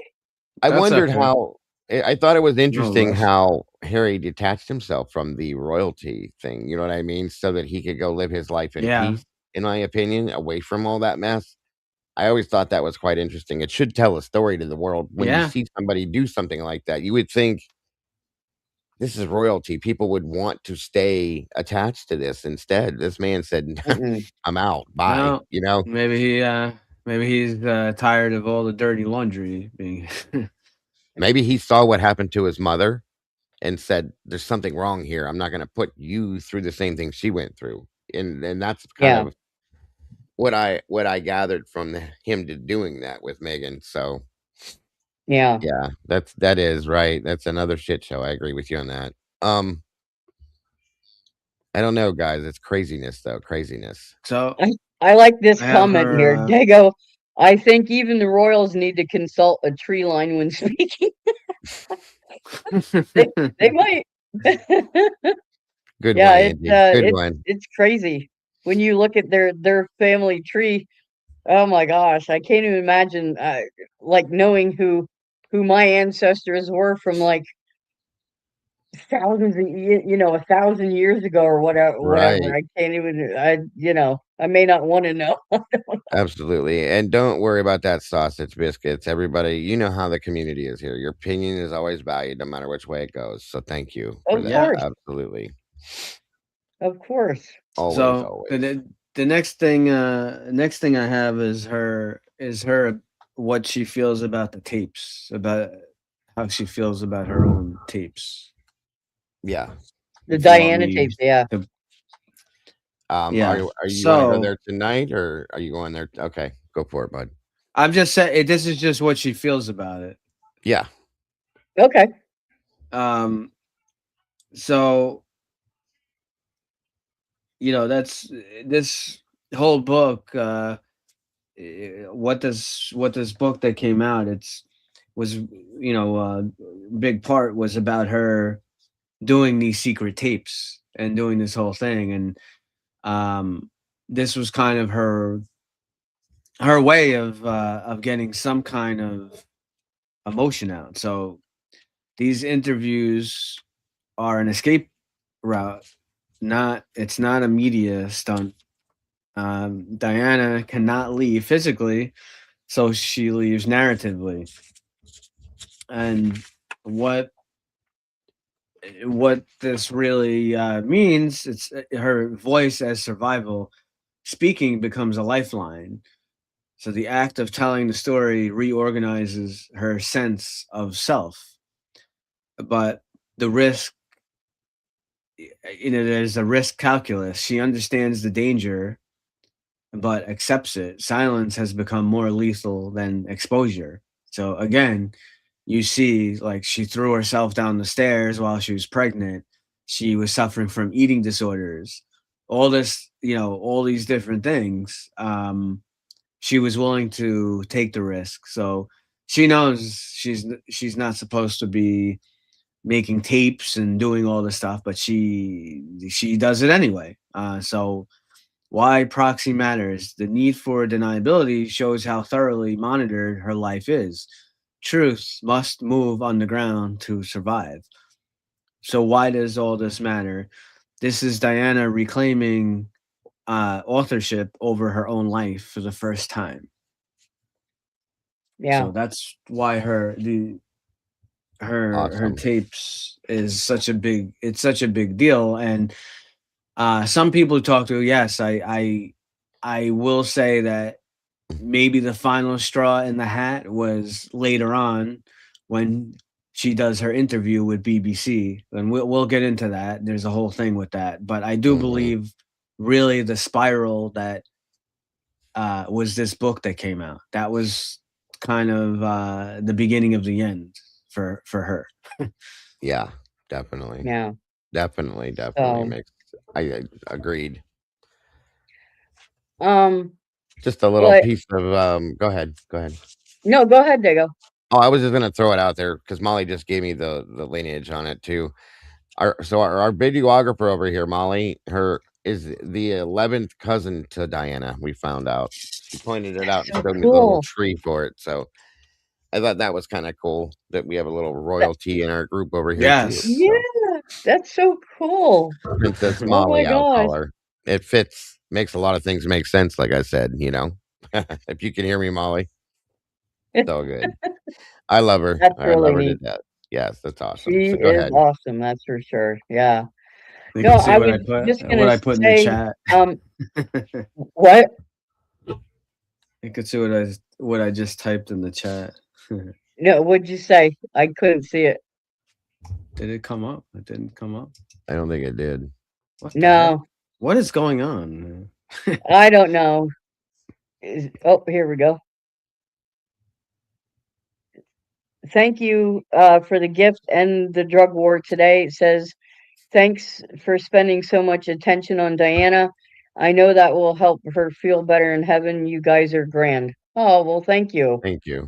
She was just Thank- a tremendous person. And when Dago, I believe, suggested doing, going over her case, was like, yeah, that was, so just, And But I just felt yeah, like there wasn't enough attention paid to. Robin, I think you had no, even mentioned it like weeks and weeks ago. You were yeah, like, oh, yeah. So, maybe like we were trying to figure out other cases we might cover. You're like, oh, I'd love to do yeah, the Banana thing, and here Yeah. we are. Yeah, yeah, I just yep, felt like she didn't get enough attention paid to that situation. Because I didn't see a whole lot. There was definitely stuff put out about it, but it's never enough when somebody's been wronged the way she no, was, in my opinion. So no, and Yeah. there's just so much. But I don't know that if we want to move forward tonight or with like the next part. I don't know. Did you have anything else? Or Yeah, because yeah. I have okay, a few other, not too much. So this basically talking about the publication of the book that came out, and about her tapes. So which they call the volcano. So what's really happening here? The shock isn't that the book exists. The shock is that people believe her. And the important analysis here is cultural mirror. Women recognize their own silenced pain in her story. Different setting, same dynamics. The institutional rupture. The monarchy loses narrative monopoly. Once the fairy tale cracks, it cannot be fully repaired. And there's no regret. Despite backlash, Diana does not regret speaking. Relief outweighs her fear. The book permanently changes the public expectations of royalty and the acceptable emotional honesty from public figures. It redraws the boundary between power and humanity. So the final, what do we got here? I remember the defense rest. I remember cutting out newspaper articles for a scrapbook when she got married. I must have been 11. Brings back memories. I still have the postage stamp that they released way back then. that's my cool. mother Well, has that's one of like those stamps too. Yeah. Essie. She did a report on their wedding for school, and she got like an A+ on it. So that was Yeah, I remember really her saying really that. cool. Yeah. And we got another comment here. You guys might want to cover the affairs like Hewitt, the football player, before the interview. That's much later. Yeah, we will get Right. into all that Yeah. stuff. We Good as we suggestion, said, though. yeah, we have to There's a lot. we have to go to the Right. start and cover her Right. where she come from, and her Yep. as a person. Right. Well, thank you for the gift, though. We really appreciate Yes, it. thank Thank you Very you. very much much. so. Very much so. So the ultimate, the final ideas of this book that came out, all right, in her tapes. The book is not about Diana being weak. It is about a sensitive person inside a system that requires emotional numbness. A woman who's being punished for needing love in a structure built on restraint. And it's about a voice that survives because it refuses to stay buried.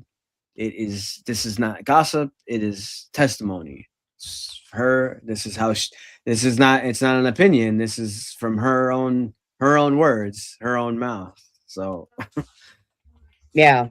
Absolutely. Yep. so that's why I keep referring to her as kind of like a tormented soul. Like, it's amazing to me at how good and how loving and how kind, how that someone, all the people that they could be able to reach and have an effect on, but yet Sure. behind closed doors, she really was tormented. Very And much it's so. sad. And It's very yeah, sad. you can't tell, until you walk, like they say, a mile in someone else's shoes, what they're really, going through. Yeah, So, and what gets me um, about that with that to you guys is there he is. um, the the way that the woman always wore a smile on her face and was so it didn't even look fake. That's the thing. Okay, no, she always looked so just like glowed. She always had a glow about her. yeah, She always looked so happy and so and like he says in the background, it was the exact opposite of that. She was so yeah, like tormented and just miserable inside and she could still present herself in such a positive way. I love him. He's so cute. Right. Um it just was amazing to me. It truly was to see that. And it yeah, tells you, I mean, I think that speaks to the fact of how truly good she was as a person inside to be able to do that. You know what I mean? yeah, yeah, absolutely, I see absolutely. you, Coda. I see you, buddy. And yeah, he just loves sitting here during this stream. I don't know It's why, but he awesome. does. It's awesome. Yeah. So I do have some photos from the book. Right. Right. Great photos. Great photos. Yes. Yeah. Especially So the one that, I mean, there's a bunch in there. The one I thought that really is so touching to me is the one with the little kid. She's like touching. She's yeah, like, yep, that one is like so touching to me. yeah. I'm gonna share my screen and let me know. I have to come back over here and actually add it to the stage. Okay, good. You can see it. Okay. Now this first picture is her.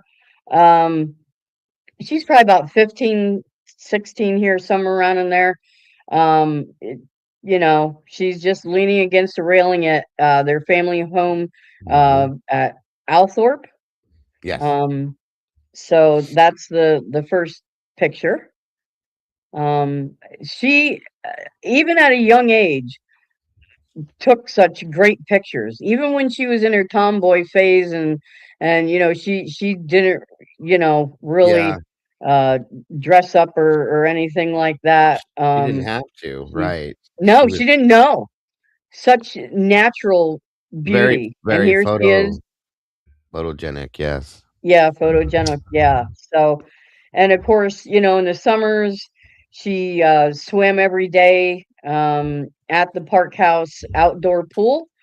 Um, and apparently, when her father moved to Althorpe, one Mhm. of his first acts was to build a swimming pool for the kids. So, I Mhm. mean, that was you know, really nice of him. So there she is. There she is making one of the incredible dives that she was known for. Can you imagine if she had been at that time? Who knows? She could have been an Olympic swimmer. Right. Right. Yeah. She Yeah. The probably the should Never have the been. know. potential that Right. she had so just the world just lost such a tremendous Big, person. huge. Yes.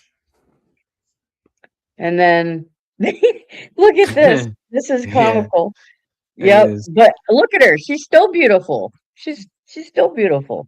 You know, with her face pack and a wet towel and everything. She's still so confident in front of the camera. You know, and that was her. Like Dago was saying, that was one of her trademarks. Was that she? You know, I always feel, just in my own life, okay, that a person that is as beautiful inside as she was, you could look like a tree on the outside and it would exert nothing but beauty because of who you are on right? the inside. So she did have Yeah. natural beauty and she was a beautiful person on the inside. So that's Yep. why she was so amazing and such a beautiful person, period. So Yep. Absolutely. Now here she is with one of her school friends, Caroline Humbert Hammond. They're clowning for the camera here during a school trip to Paris. So they went to Paris, and it's so crazy to me over there. You can get to Paris and all these other awesome places by car and train and stuff. right. You don't have to fly. So the you know, but yeah, so they're clowning around there during a sorry, Yeah. the cat Europe was was pressed in my chair. Europe was it's such a small place. It's crazy. It's It is. And then here she is. This is the Spencer children. Mhm. Their dad took this picture in the rose garden at Althorpe. Here they are with the family pooch.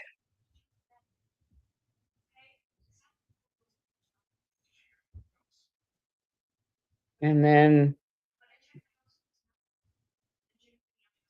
this was her and a school friend with her stepmother, Countess Spencer, and we all know that she did not get along with her stepmother at all. I think you They froze, didn't. Robin. Oh, It's because yeah. No, Probably now yeah, you because know. I'm it's here. okay. She's Yeah, there. I'm She's there. here. It's my stupid computer. It's Yeah, okay. It, yeah. I You're swear StreamYard hates me, but you're moving again. Don't worry um, about it. okay. And then this was her in the drawing room at Althorpe. She's looking through a copy of the Illustrated London News before a ball at the Spencer family home during the autumn of 1979. Even just sitting there on that couch, she's just so pretty. Yeah, My gosh. very much so.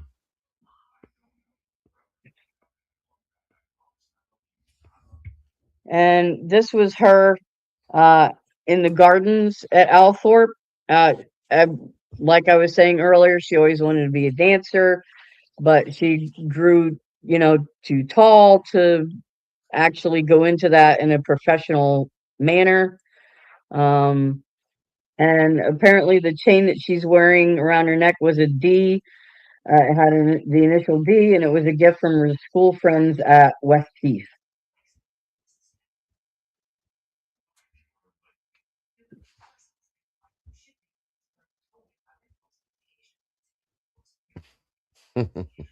This was um, just striking a comic pose, kind of, during a photo session at school. Um, trying to like hang off the fence, kind of, I guess. Yeah, there was rumored that when she was younger, she was quite a tomboy. So yeah, Yeah. Oh, yeah. Yeah, absolutely. This is her older sister, Jane, um, sitting here together. So now what's crazy here? Now, maybe this is just me, but when I'm looking at this picture, she reminds me of Sarah Ferguson, her older yeah, sister. she sure, yeah, yeah, Yeah. definitely Yeah. does. Yeah, I mean, when I first Fergie. saw this picture, yeah, when I first saw this picture, that's who I thought it was. I was like, wait a Oh minute, wow, no, that's but no, that's her older sister Jane, that is wild, Robin. I'm still like, yeah, right? I wow, was like, that's wait a weird. minute, is this? But it's in that book. And like, this is from it's the red hair, but it's the shape of her eyes, and even the smile The a little smile bit, in her like nose too. Yeah. yeah, yeah. Angie just said I thought it was Fergie. So did I at first when I first looked at it. So I was like, wait a minute. I saw that and I was like, because I was looking through the book today, and I was just like, really? But no, That's but so weird. apparently she and Jane were very, very close, Yeah. and she relied on Jane a lot for advice and support. So Yeah, they were Harry. very Right, there. She is Candy. very, Harry yep, definitely got the Spencer genes, that's for sure. The yeah, red hair and all yeah, that for sure. yep. So there she is doing some ballet practice. I'm always so envious of people who have such long legs like that. Mm. At 5'2", I just did not grow the proper way. This Amazing is things are built on small foundations. Remember that, Robin. I'll take that. I'll take There you go. oh my gosh. This is Christmas 1979 at Althorpe. Here she wasn't looking very happy, because her father was in the hospital recovering from a stroke right then. And this is Countess Spencer's daughter, Charlotte. So that's her stepsister, Charlotte. Okay. Okay. Now, come on, computer. And let me.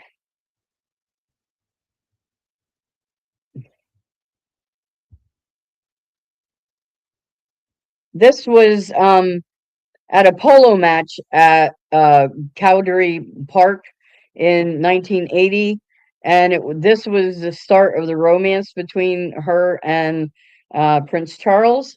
She was invited to stay at the home of Commander Robert and Philippa de Pass, where Charles was the guest of honor that Yes. weekend. I'm not sure who this little one here is, but they're very adorable. And it doesn't surprise me to see her holding uh, a A baby, knowing child. how much she loved kids. Right. Yep. There they are. Um, yeah. Charles and Camilla after a polo match. I'll never get it. I just don't. No, I'll I never get it. never, never. This, I gotta say this. I just have to say this. Okay. Looking at her there. Okay. Yeah. And then knowing what Camilla looks like or trying to forget what Camilla looks like, it doesn't make, and then knowing what Charles looks like. I mean, the dude when he was younger looked like he could fly away with those ears, you know? I mean, he wasn't the greatest looking guy in the world, and neither was Camilla, and you it just doesn't make any sense to me, you I, guys. None of it. yeah. Yeah. So, but Sorry, I had to yeah. say that. Yeah. I wholeheartedly agree. Blows me away. Yep. Absolutely. Come on, computer. There we go. Now look at that. There she Oh, was, uh, in her drawing room. That's awesome. I love No, that that's picture. not a drawing room. Well, no, it's not telling me what this picture is. She's obviously shooting a gun or something. they probably couldn't put that in there, right? The other one before Maybe. that was in her drawing room. Yeah. Yeah. Yeah. Yeah. She's Oh no, firing away. she was receiving marksmanship lessons at a police weapons training center in Essex. So Awesome. yeah, look at that. That, oh my gosh. Wow. This is one of the pictures by Patrick. Okay, I'm going to butcher this name. Patrick Demarchelier. Patrick G. Um, yeah, well, it begins with a D like dog. Or I G. don't know G. how to say it. Yeah, I think he's French, so I have no probably idea how close to say enough. it. I'm sorry. Yeah, close enough. He was one of Diana's favorite photographers, and he had the ability to bring out the best in her, whether it Sure. was in Or formal or informal poses. I'm sure it wasn't hard to Obviously. do. No, Right. no. She that's just gorgeous. And look I at re- that. Equally as gorgeous, even though she's in just casual clothes. Um, just I think I remember amazing. that photograph being like on a magazine sometime. Like Yeah, maybe on People or something. I swear I remember that photograph. yeah, yeah. It's very, very Yeah, I'm possible. sure she was on many magazines. So Oh my Yeah. gosh, yeah. And of course, here's the wedding, 1981. Wow, that's like a lifetime ago for me. Me too. Me too. I was 6 years old. Yeah, Jesus. I was 10. I was like 10. Yeah. Wow. That's crazy.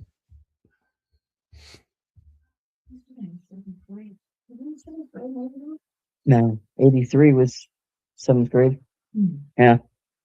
And then here they are leaving the hospital in June of 82 with Prince William. William, yeah.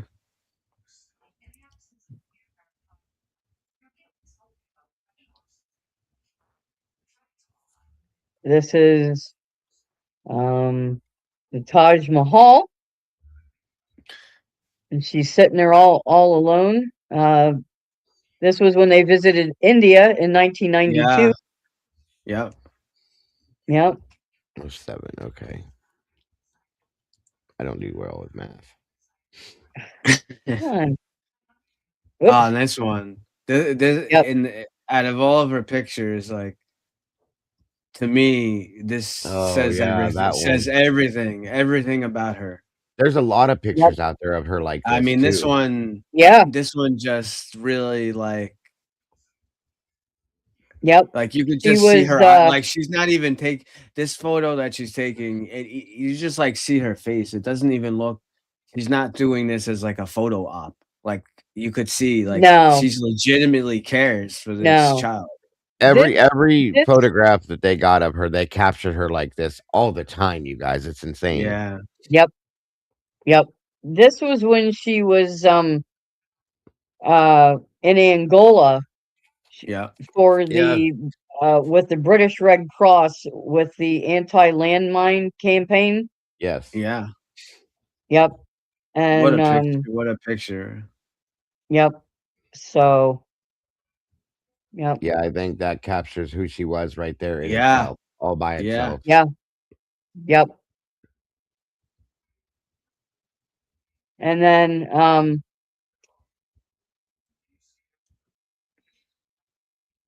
It just makes me angry.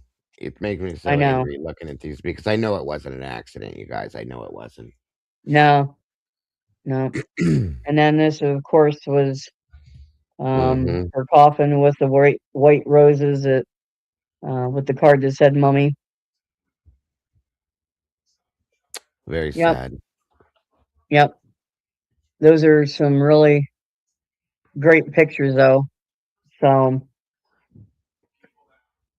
well, I guess we'll leave it there for this week, but then next week we'll pick back up again. And you know, there's just so much to go over with this. So we're glad you guys are coming along for the ride with us to go through this, you know. What I Yeah. mean, Janet, is that that's why we're doing this. I don't believe that the car What do you accident mean? Oh, yeah. that Diana was in, I don't believe it was an actual accident. I think there was a Yeah. lot more No. behind that what happened. We'll That's what makes me so yeah. angry. we're gonna get into all that. There's Of course. Right. numerous levels of fuckery, and then Yes. not everything is legit. There's also some stuff that people try to embellish on and change, and we're gonna get into all that, which doesn't Yeah. make it any easier to figure out what the hell happened. But But No. that's why we're covering this like this, yeah, because there Right. was more to something and we want to point it out. So Right. what I We could want tell to. you and leave you on one little, I mentioned the 14 cameras, but just one little detail which strikes me. So one of the things that I always like to mention and bring up in any case, and I mentioned this a million times about, Brian Koberger and his phone disconnecting at 2 a.m. To me, it's not always about the individual that individual like action that's being done. It's the behavior of like what is the behavior.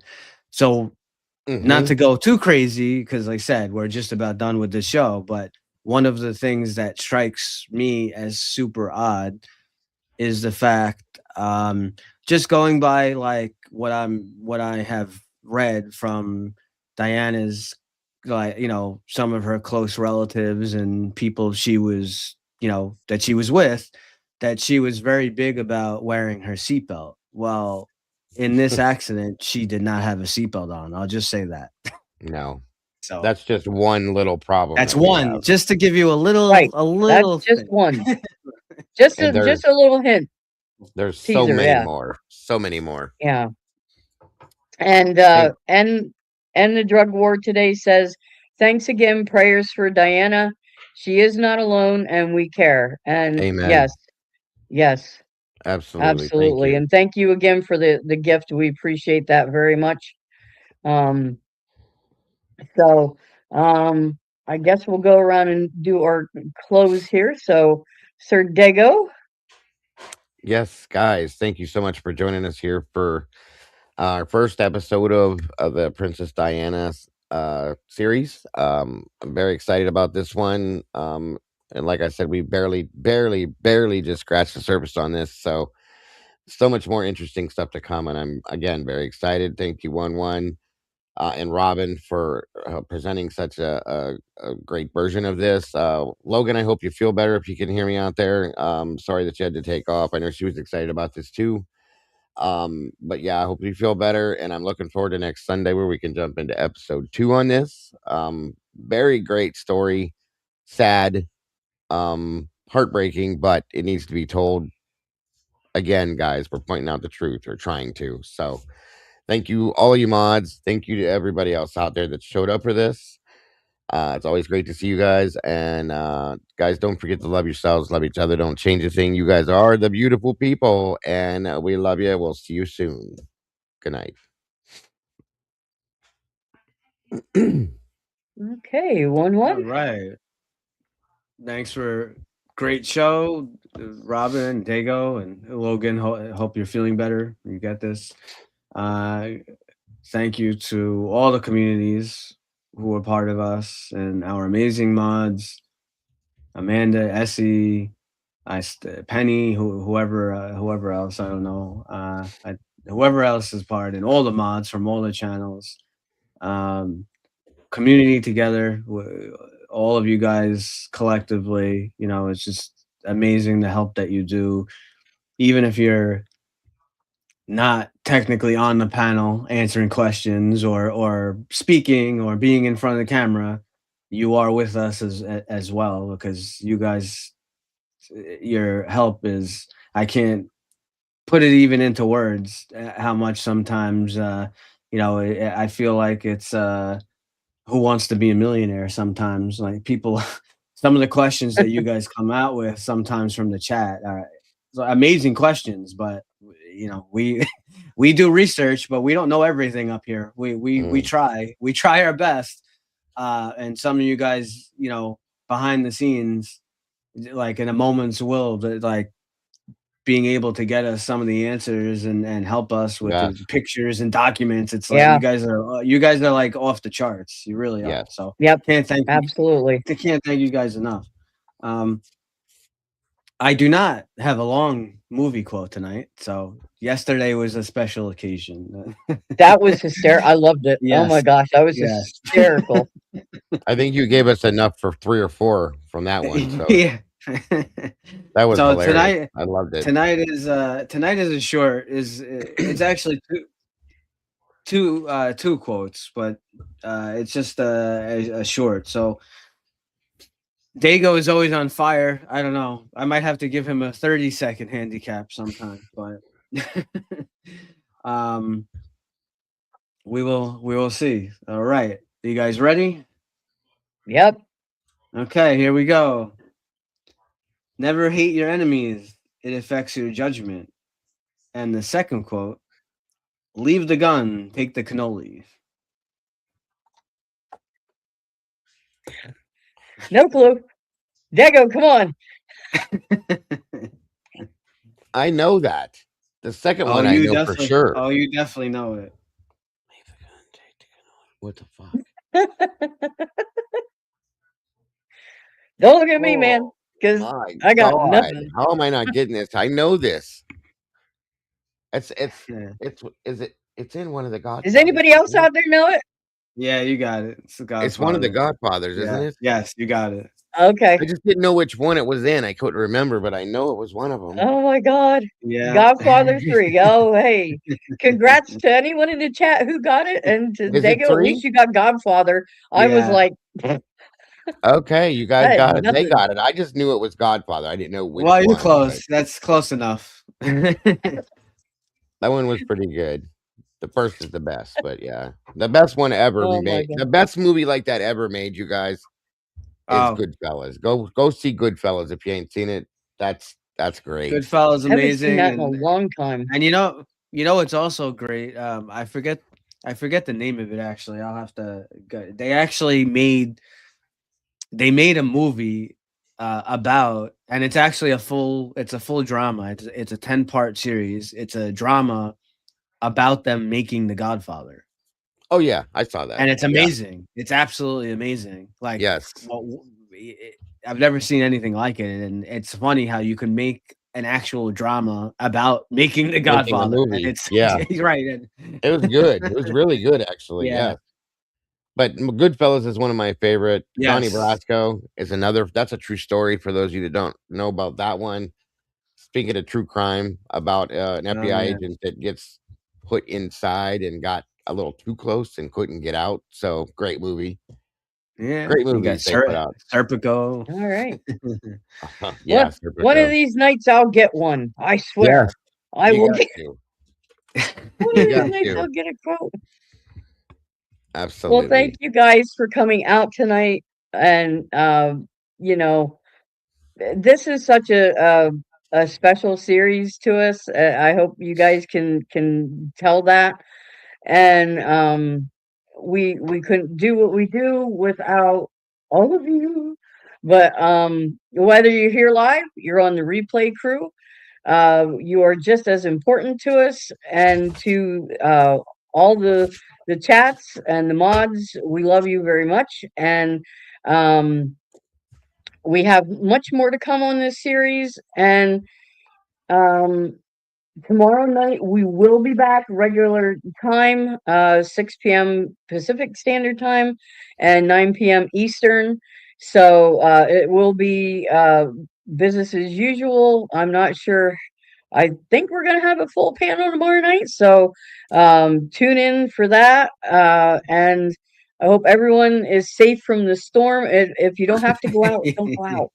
Just stay home. I know, Oh. one. I'm sorry.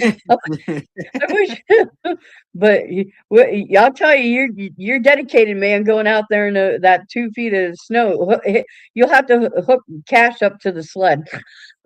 Yeah. Well, I have no choice. We don't get snow days at my job. Yeah, I know. Yeah. So, but anyhow, you guys, I hope you have a wonderful night. Please take care, and we will see you all tomorrow night. Have Good a great night. night, everybody. Good night, guys.